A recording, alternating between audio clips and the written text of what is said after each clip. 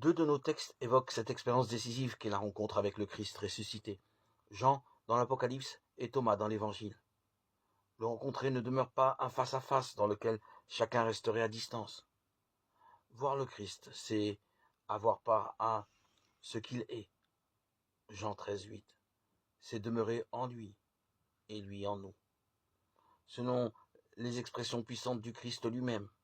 Jean 15,5. Il est parfois une occasion déterminante où l'on se ferait enfin un chemin vers cette habitation réciproque. Thomas, le jumeau, n'est pas avec les autres disciples quand Jésus leur apparaît. On peut penser que son nom de jumeau exprime quelque chose de sa relation à Jésus.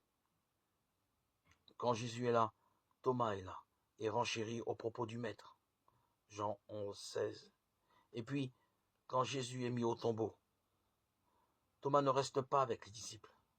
Si Jésus n'est pas là, Thomas non plus.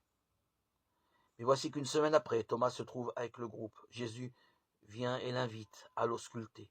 Touche le corps du vivant, c'est devenir vivant avec lui.